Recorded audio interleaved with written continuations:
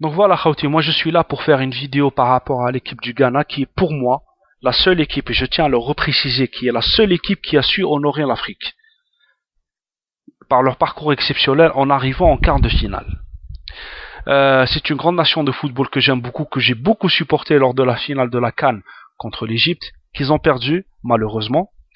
Par rapport au match d'hier, bien sûr, je ne vais pas faire une analyse approfondie sur ce match-là. Ce qui en ressort, essentiellement, c'est énormément de regrets, ça c'est sûr. Et bien sûr, le regret principal, ça reste le penalty d'Asamoah à la 120e minute. Bien sûr, il y a toujours une éventualité de rater un penalty. Un penalty ne veut pas dire que la balle est déjà au fond. Il y a beaucoup de paramètres qui rentrent en jeu. Et c'est vrai que j'aurais voulu que Asamoah tire son penalty de la même manière qu'il a tiré lors de la séance des tirs au but. Là, il a tiré en force, le ballon est monté un petit peu haut, et puis il a frappé la transversale, et voilà, et puis il l'a raté. Mais bon, c'est pas on va pas refaire le monde, mais c'est vrai que nous, en tant qu'Africains, et pour le Ghana aussi, on a raté de voir quelque chose d'énorme, une équipe africaine qui arrive pour la première fois en demi-finale, qui plus est dans une Coupe du Monde qui est organisée en Afrique. Donc c'est quelque chose d'exceptionnel.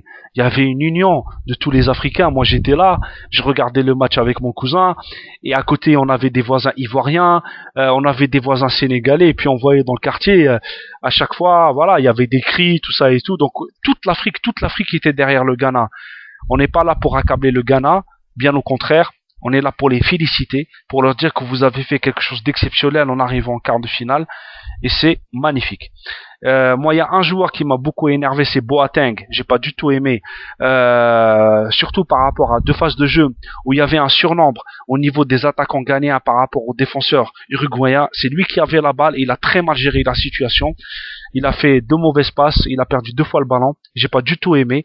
Et Oulama Kadebnichallah, c'est sur une de ses pertes de balles pendant l'une de ces deux actions-là, qui a eu la remontée uruguayenne, le coup franc et Forlan, et le but de Forlan, voilà, qui a remis les Uruguayens, on va dire en selle. Moi, je voulais que les Ghanéens marquent le deuxième but. Je voulais qu'ils tuent le match. Je voulais pas qu'ils arrivent je voulais pas qu'ils arrivent au tir au but, parce qu'on sait très bien, on connaît la malchance africaine et tout ça. Donc moi, quand les tirs au but sont arrivés, j'avais très peur, parce que je me suis dit, voilà, on sait. Al-Muhim, pour revenir aussi par rapport à un fait de jeu, la main de Suarez. Vous avez vu la main de Suarez à la 120e minute quand il a sorti le ballon. C'était un but qui était tout fait, et il a sorti le ballon avec ses mains. Donc pour moi, une main pareille ne me choque pas. Je vais pas vous mentir, une main pareille ne me choque pas. On est à la 120e minute, le ballon allait rentrer, il a sauvé son équipe. Ça veut dire, ouais, là, je dis ça, c'est si on la compare avec la main Terzel, qui n'a aucun sens. Voilà, on avait largement le temps encore. Il a fait une main qui n'avait aucun sens, il a essayé de rattraper un ballon qui n'avait aucune influence sur le jeu. Alors que Suarez, à la 120e minute, c'est vrai que c'était quitte au double. Et le fait que Asamoah rate son penalty, ça l'a encore plus sauvé. Mais voilà, mais il a essayé par sa main, il a sauvé son équipe d'une certaine manière. Donc une main pareille ne me choque pas, je vais pas vous mentir. Donc voilà, moi de mon côté, pour conclure, il faut prendre exemple sur l'équipe du Ghana. Il faut prendre exemple sur cette équipe-là. Il faut prendre exemple sur le fait que c'est une équipe qui est ambitieuse, qui rentre dans le terrain sans complexe, qui rentre pour gagner. Il faut savoir s'inspirer de cette mentalité-là. Parce que dans le football et dans le sport, il y a aussi ce qui correspond à la mentalité qu'on inculque aux personnes qu'on a sous notre direction. Et vous m'avez compris, je pense. Voilà. Quand on joue petit bras, quand on croit pas en ses chances, quand on va dans un mondial pour faire juste de la figuration, pour prendre le moins de buts possible, on sort le premier tour. Mais quand on joue avec cette envie-là de gagner, avec cette hargne et cette volonté de faire quelque chose, on arrive en quart de finale. Et il faut aussi s'inspirer du Ghana au niveau de la formation, c'est très important. Et ça, c'est un sujet qui me tient beaucoup à cœur pour ceux qui me suivent dès le départ. C'est un sujet que j'ai beaucoup défendu. Bien sûr, avec le début de la Coupe du Monde, ça ne servait à rien d'en parler. Là, on va y revenir, Inch'Allah, blaqal.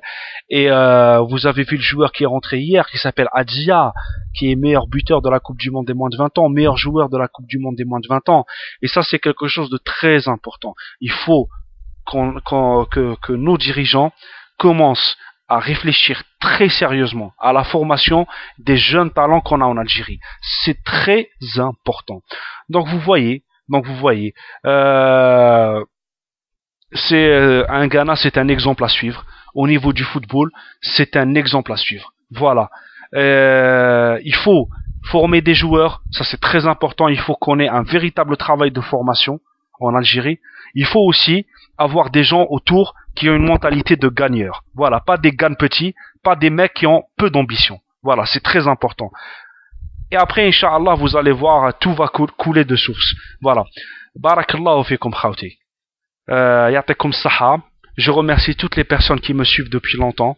Je remercie toutes les personnes qui sont avec moi, respectueux, qui soient d'accord ou qui ne le soient pas. Barakallahu fikum ya'takum saha. Et puis, Inch'Allah, on va continuer à faire des vidéos. Là, je parle de football. Peut-être après, j'aurai envie de parler d'autres choses. Mais le plus important, c'est que ça reste, cette chaîne-là, elle reste une chaîne de football.